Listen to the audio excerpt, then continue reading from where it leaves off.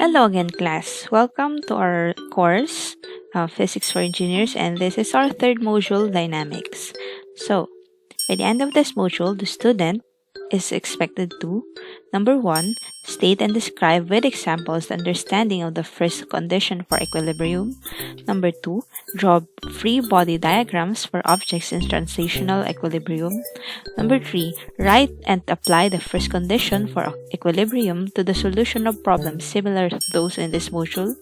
Number 4, write Newton's second law using appropriate units for mass, force, and acceleration. Number 5, demonstrate your understanding of the distinction between mass and weight. Number 6, draw free body diagrams for objects at rest and in motion. Number 6, apply Newton's second law to problems involving one or more bodies in constant acceleration. Number 8, define and calculate the coefficients of kinetic and static friction and give the relationship of friction to the normal force. And number 9, apply the concepts of static and kinetic friction to problems involving constant motion or impending motion. Okay. So first of all, since our topic is about Newton's laws and dynamics, so let us define first what is force. So force is either a push or a pull. So there are two kinds of forces that we can see in our everyday life. That is number 1, contact forces, which involve physical contact between two objects. So one example is when you pull a string as shown, as you can see in this picture. So this is an example of a contact force because you have to touch the spring in order to apply force into it. So another is this woman pulling the crate in where the baby is. So the woman exerts force on the crate so that it will move. And another example is a football player. So a football player kicks the football, so he needs to touch the football first in order to exert force. So another kind of force is the field force, in which it does not involve physical contact between two objects. These objects act through empty space. So example is magnetism, or gravity.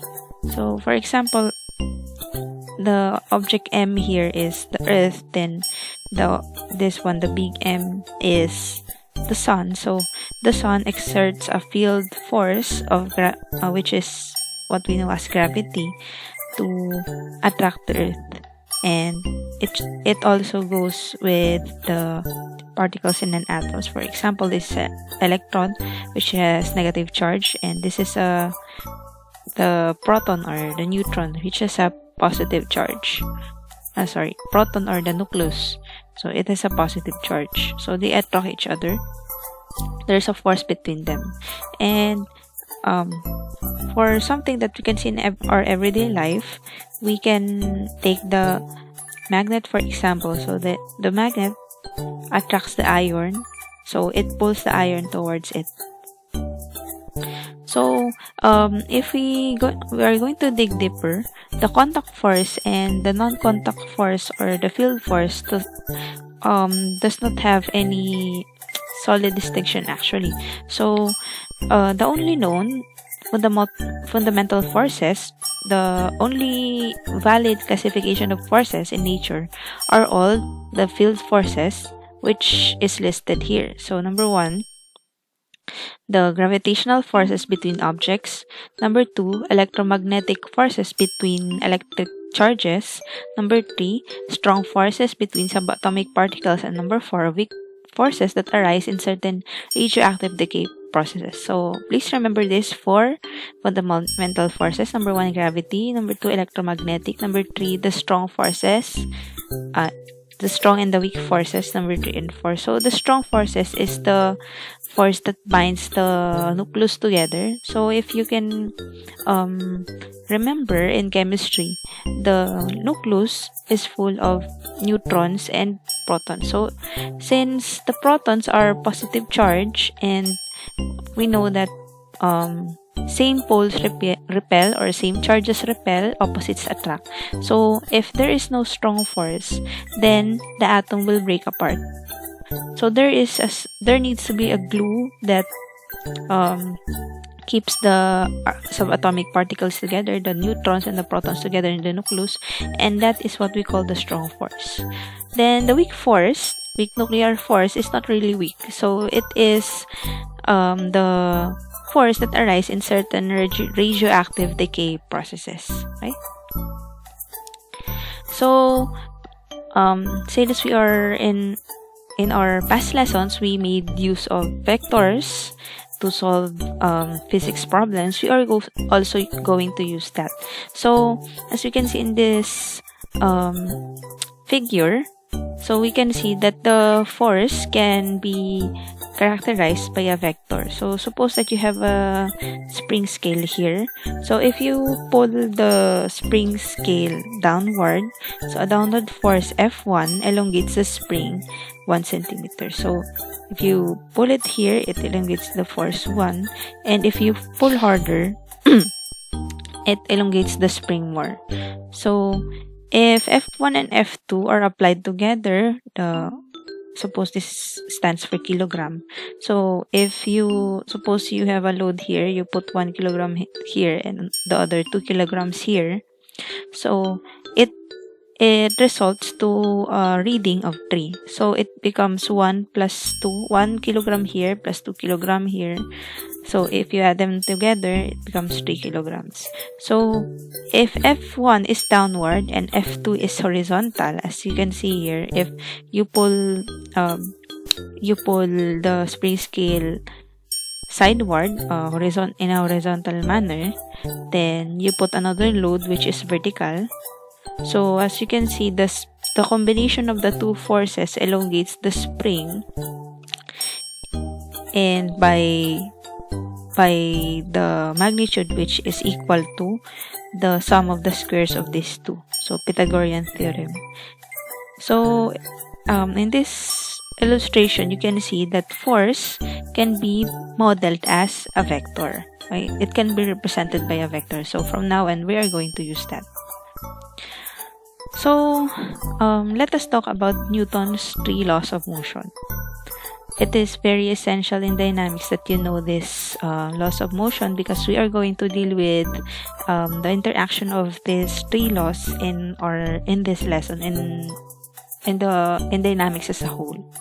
So if an object does not interact with other objects, it is possible to identify a reference frame in which the object has 0 acceleration. So Newton's first law of motion is sometimes called the law of inertia, and it defines a special set of reference frames which are called inertial frames. Such a reference frame is called an inertial frame of reference. This reference frame that is being talked about here is the frame in which the object has 0 acceleration. So suppose that to understand it, let us have an example. So suppose that you are sitting on the side of the road, then a car which is traveling at a constant speed passes by you. So from your frame of reference, from your inertial frame, since you are at rest relative to the car, you can see that the car is in motion. It is moving at a constant speed. But if you are riding another car which travels at the same speed as that car, so if you look at the car, it seems to be stationary, and that is because you are traveling at the same speed as the car. So you are in a reference frame in which the car has 0 acceleration. So that frame is called the inertial frame of reference. Okay? So according to Galileo, the natural state state of things is not the state of rest. Instead, they tend to resist any change of motion. So, um, this law can be more practically stated as in the absence of external forces and when viewed from an inertial frame of reference, an object at rest remains at rest and an object in motion continues in motion with a constant velocity. And that is with a constant speed in a straight line. Okay? So, in other words, Newton's first law of motion states that an object at rest will remain at rest. An object in motion will remain in motion unless acted upon by an unbalanced external force. Okay, so when no force acts on an object, the acceleration of the object is zero, and the tendency of an object to resist any attempt to change its velocity is called inertia. So Newton's second law of motion states that when viewed from an inertial reference frame, the acceleration of an object is directly proportional to the net force acting on it and inversely proportional to mass. So, in other words, acceleration is directly proportional to the force is directly proportional to the force applied and inversely proportional to the mass of the object. In other words, F is equal to ma. So, this law states that acceleration is due to the net force acting on an object. So this agrees with the first law that we have discussed earlier. So the net force on an object is the vector sum of all the forces acting on an object. So we sometimes refer to the net force as the total force, resultant force, or unbalanced force. So anyway, by the way, the difference, I assume that you already know that there is a difference between weight and mass. So weight is the force that weight is the force that of gravity upon you, while your mass is the amount of matter that you have that is expressed in kilograms or in pound mass. So we are going to discuss that later. So let us talk about gravitational force. Since we live in Earth and Earth is always exerting a gravitational pull upon us, so we are all constantly accelerating at the rate of 9.81 meters per second squared, which is equal to the gravitational acceleration. So, the attractive force exerted by the Earth in an object is called the gravitational force Fg. This force is directed towards the center of the Earth, and its magnitude is called the weight of the object. So, applying the second law, F is equal to ma, to a freely falling object with mass m. So, we are all considered as freely falling objects with mass m. So, this gives us Fg is equal to mg. Because g decreases with the increasing distance from the center of the Earth, from Newton's universal law of gravitation, in which F, the force of attraction, the force of attraction, in our case, the gravitational pull, is equal to g, which is a constant, times m1, mass of one object, m2, mass of the other object, and r squared, which is the distance between the two of them. So as you travel farther from the center of the Earth, the gravitational pull decreases and the value of g also decreases. So objects weigh less at higher altitudes than at sea level. Okay? The mass measuring the resistance to changes in motion in response to an external force is called inertial mass. On the other hand, gravitational mass determines the strength of the gravitational attraction between the object and the Earth. So, since inertial mass and gravitational mass seems to have different definitions, right? But in this context, we are going to use to define them as the same thing. Okay, moving forward, Newton's third law of motion states that if two objects interact, the force F1 to 2, which is the force of 1 towards 2, exerted by the object 1 on object 2 is equal in magnitude and opposite in direction to the force F21 exerted by object 2 on object 1. So in other words, F12 is equal to negative F21. So this is more popularly stated as in every action, there's an equal but opposite reaction. So in this example, we have the two balls here. Suppose that they are about to collide, or perhaps they are two magnets. This one is magnet, the other one is also a magnet. So when they pull each other, the bigger magnet 2, this one, the orange one, exerts a force on the blue one, and the blue one also exerts a force on the orange one.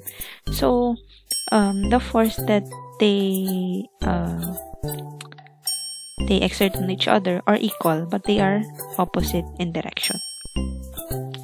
So okay, I already said that the force that object 1 exerts on object 2 is popularly called the action force, and the force of object 2 on object 1 is called the reaction force. So anyway, these two can be interchanged, so there's no problem with that. But in all cases, the action and reaction forces act on different objects and must be of the same type: gravitational, electrical, etc. So if these two bodies are exerting gravitational force in each other, so the orange ball should only exert gravitational force on the blue one, and the reaction force that the orange ball will get is also a gravitational force. The same goes if it exerts a magnetic force or any other force. Okay, and let us have a practical example for the application of the Newton's third law of motion. So suppose that you have a monitor here. Let me make my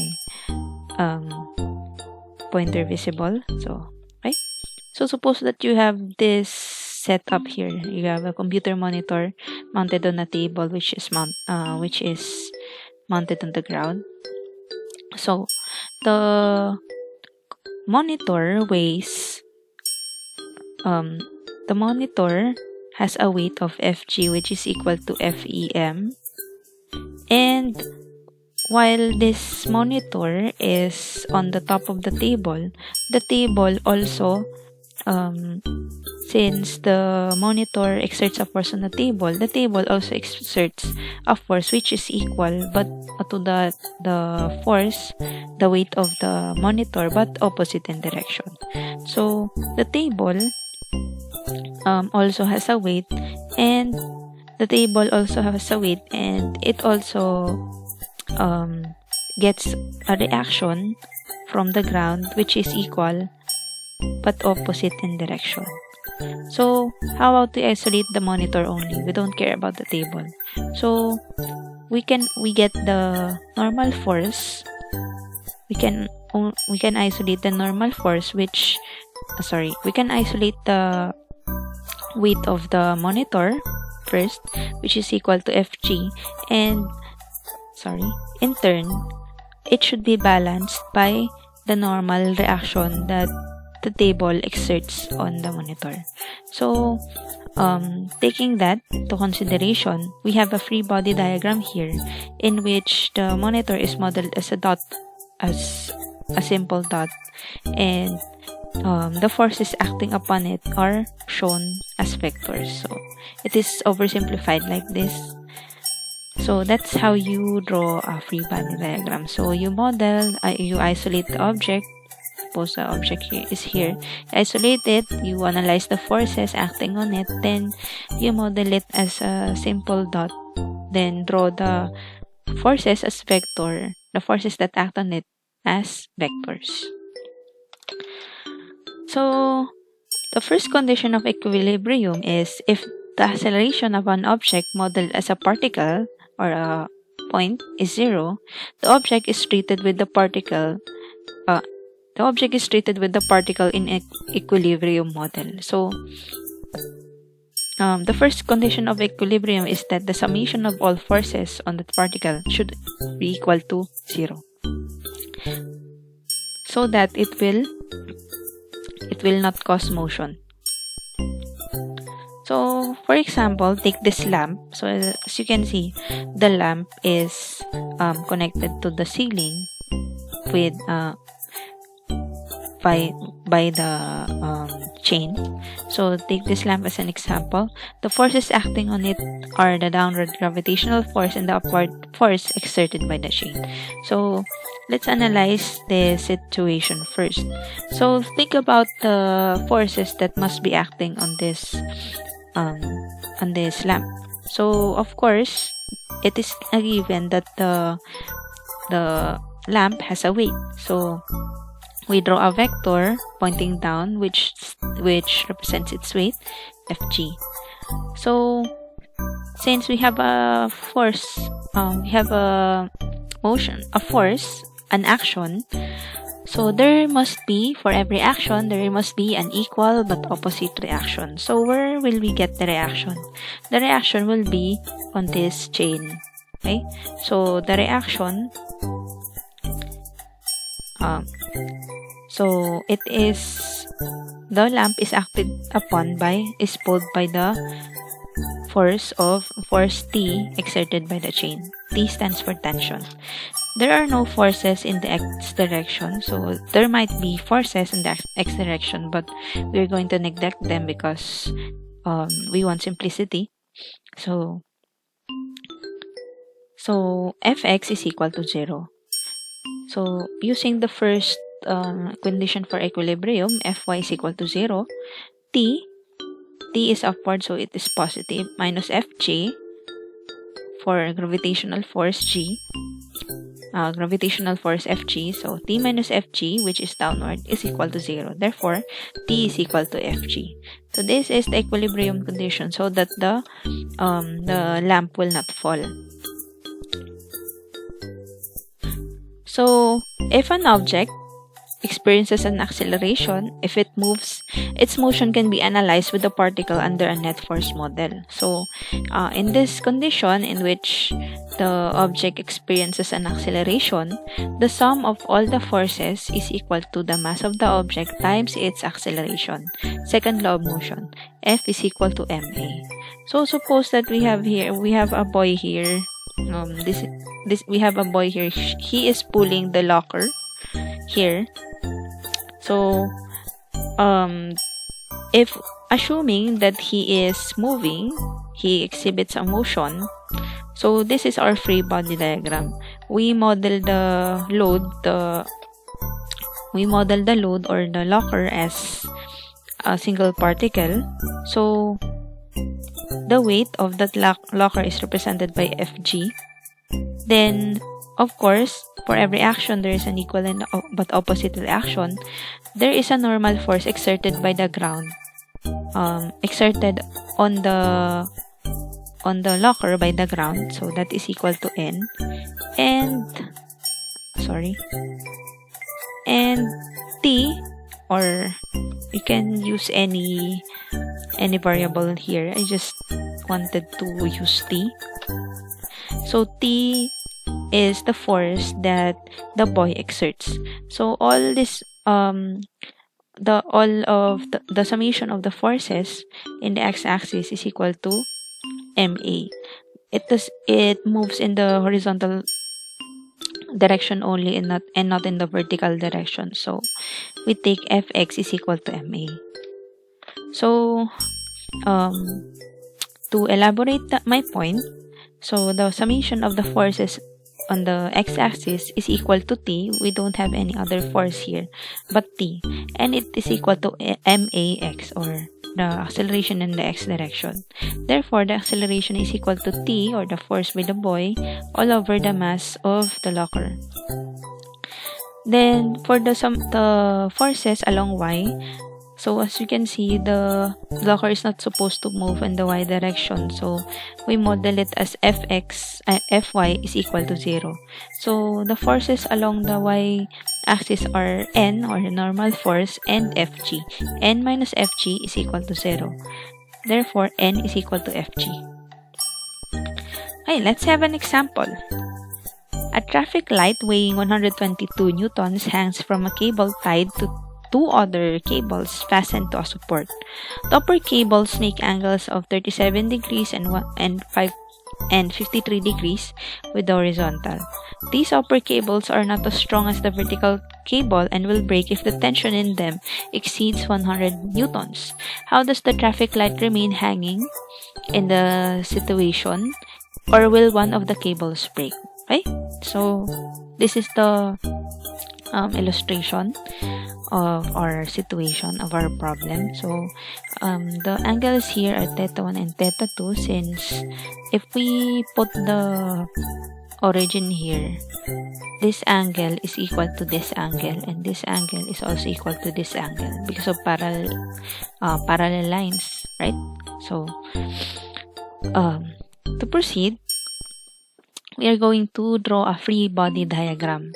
So let's isolate the traffic light first, since this is the load, the main load. So the traffic light has a weight Fg, and the only force that counteracts this force is T3. So therefore, T3 is equal to Fg. Then let's proceed to this part. So isolating this part, so we have this one, T3 is also equal to Fg. Then T1 and T2. This one is T1, that one is T2. Okay, so doing a summation of forces in the y direction, we have Fy is equal to 0. T3 minus Fg is equal to 0. I already stated that earlier. Therefore, T3 is equal to 1, 2, 2. Then summating the forces along the y direction in this free body diagram, we have T3 122 is equal to T1. The y component of T1 is T1 sine 37 plus T2 sine 53 is equal to 1 to 2. They are both positive because they are both pointing upwards. Then summating the force along the y direction. So I already proceeded to summate the forces along the x direction because I cannot get any more answers here. There are two unknowns, so we need another equation. Two equations can solve two unknowns. Okay, so summation of forces along x is equal to 0. So please remember that you only equate to 0 if the object is not supposed to move. In this case, it's not supposed to move. So T1 cosine 37 minus T2 cosine 53. So where do we get this? These are the x components of the force. So since T3 has no x component, so we disregard this. So the x component of T1 minus the x component of T2, T1 cosine 37 minus T2 cosine 53 is equal to T1 is equal to 0.75362. Okay, so substituting this value T1 is equal to 0.75362 to this equation, we have 0.75362 sine 37 plus T2 sine 53 is equal to 122. Therefore, T2 is equal to 97.43. I already used shift solve function in this. I got the answer of 97.53. Now, the limit of the strength of the cord is 100 newtons. So therefore, this is good. The cord will not break. So how about T1? T1 is equal to, we'll use this relationship. So T1 is equal to 0.7536 T2, which is equal to 73.43 newtons. So Is this greater than 100? No. So therefore, this is also good. And in conclusion, no, neither of the chords will break. Okay. Another example, we have two blocks of masses M1, M2, in which M1 is greater than M2. As you can see here, M1 is bigger than M2. They are placed in contact with each other on a frictionless horizontal surface. A constant horizontal force F is applied to M as shown. Find the magnitude of the acceleration of the system and determine the magnitude of the contact force between the two blocks. Okay. So, in the first question, we want to find the acceleration of the system, which includes the two blocks. Therefore, using Newton's second law, Fx is equal to ma. So, we don't have any other force here. Therefore, F is equal to m, which is the mass of the system, which is equal to the sum of the masses of the two, m1 plus m2 times a. So a is what we're looking for. So let's just cross multiply. We get a is equal to f over m1 plus m2. Then for the second one, determine the magnitude of the contact force between the two blocks. So from the third law of motion, for every action there's an equivalent but opposite reaction. In this case, the contact force is P21 and P12. The two of them are equal and opposite reactions. They are paired. So let us analyze the situation.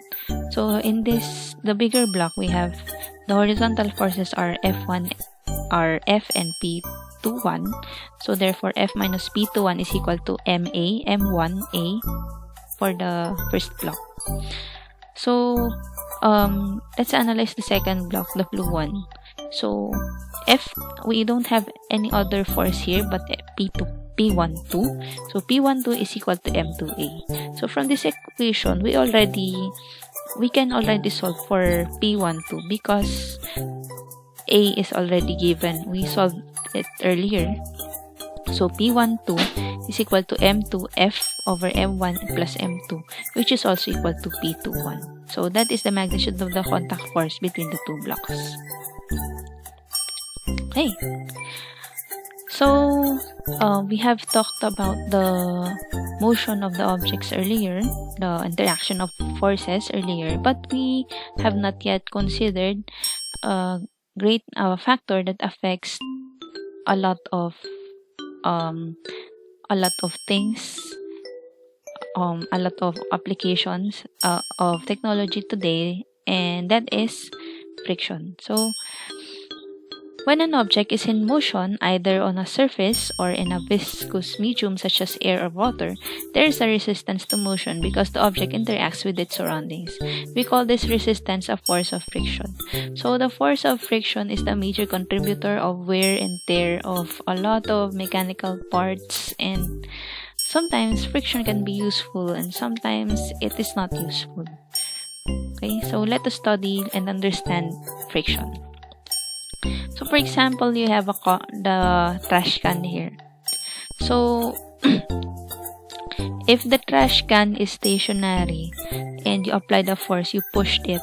So for small applied forces, the magnitude of the force of static friction equals the magnitude of the applied force. So suppose that you pushed the can but it did not move. So you try to increase your force until it is in the verge of moving.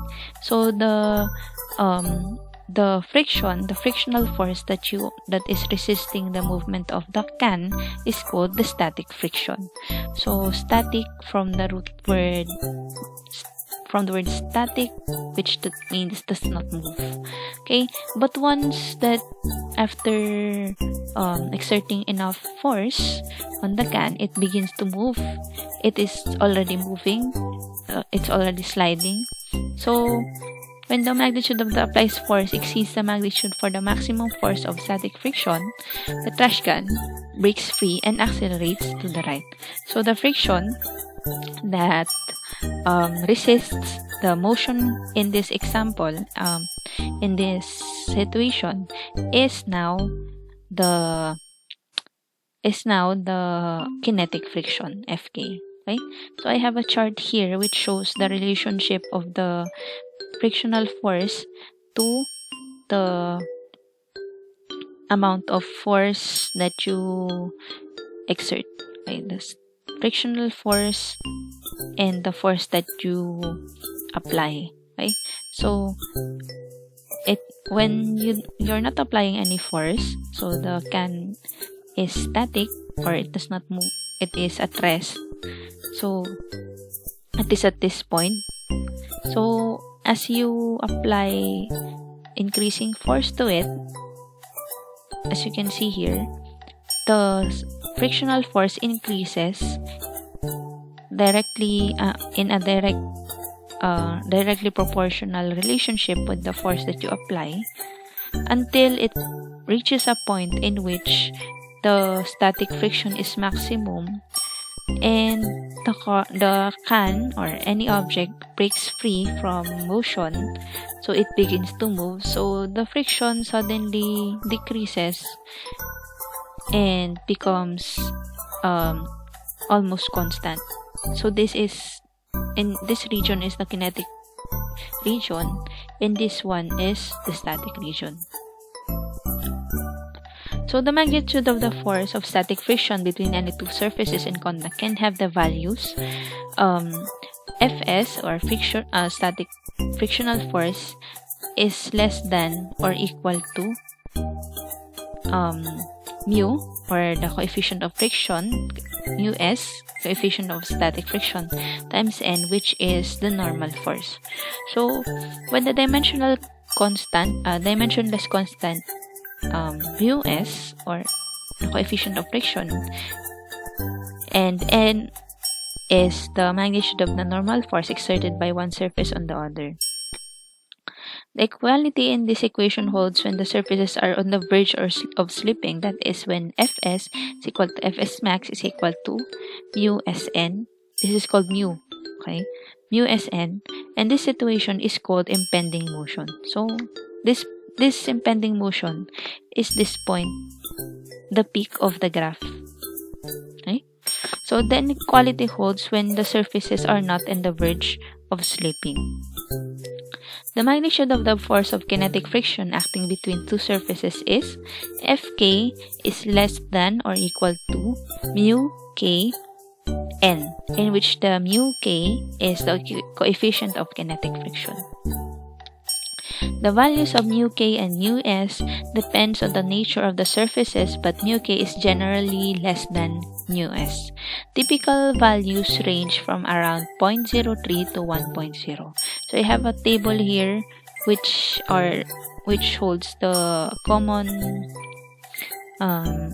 materials and their coefficients of static friction and kinetic friction. So all the values here are approximate, and in some cases the coefficient of friction can exceed 1.0.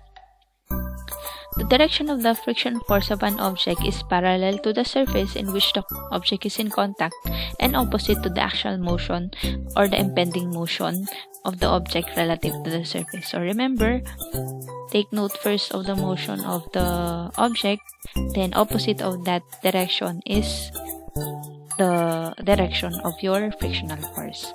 So the coefficient of friction are nearly independent of the area of contact between the surface. So that means that the coefficient of friction depends on the material and not the size of the object.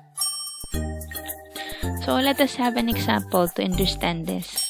So earlier we are dealing with objects in motion, with blocks and balls, but we considered the planes, the surfaces, as completely frictionless. So how about if we considered friction? So example, a block of mass m is equal to 10n. So this is the 10 Newton block, is on a rough horizontal surface and connected to a ball of mass 7 Newton by a lightweight cord over a lightweight frictionless. Suppose this is not friction, this does not have friction, but in reality it does. So as shown, Force of magnitude F is equal to 10 20 N. This is the force at an angle 30 degrees with the horizontal is applied to the block as shown, and the block slides to the right. So the motion is to the right.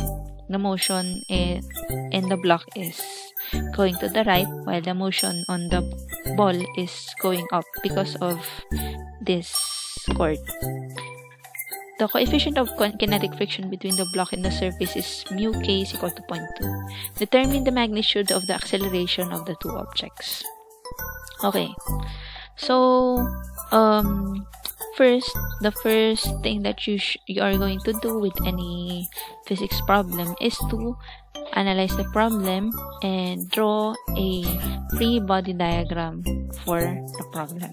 So in this case, isolating the ball. So we have the ball here, right? So suppose this is the ball. So of course, it has a weight. It always points downward. So this is the weight of the ball, and it is pulled by the tension of the wire.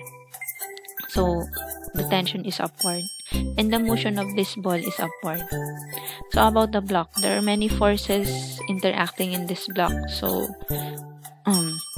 just take note of the bold ones, the darker colored ones.